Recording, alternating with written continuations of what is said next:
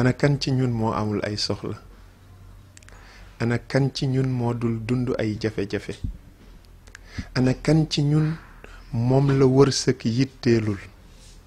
ku nekk ci ñun am nga ay aajo am nga jafe-jafe am nga ay yitte benn buntu rekk moo ubbeeku pour fajal ñu soxla yooyu buntu boobu mooy buntu allahu subhanahu wa taala moo tax weer wii ñu nekk weeruk nangu ñaan la yàlla mu ngi ñuy wax ci alquran wa ida sa'alaka ibadi anni fa inni qaribun ujibu da'wata da'i ida da'an samay jaam buñ la laajee fan laa nekk xamal leen ne man ku leen jege laa nañ ma ñaan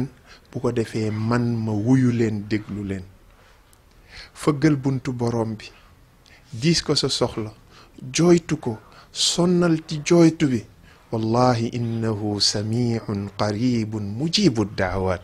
yàlla mooy aji dégg gi mooy ku jege gi mooy kiy wuyu ñaanuk ñu koy woo fëggal buntam ci njël fëggal buntam boo sujootee di naafila fëggal buntam bu fekkente ne yaa ngay ndogu rawatina xamal nañu ne moom may na képp ku woor benn ñaan boo xamante ne du la ko dellool kon fëggal bunt bi nee ko yaa rab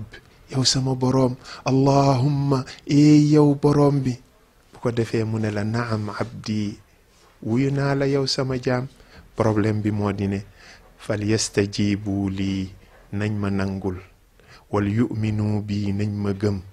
laallahum yarshudun ndax yàlla wommat ñu xam ni ñuy ñaane fëggal buntu yàlla faj say aajo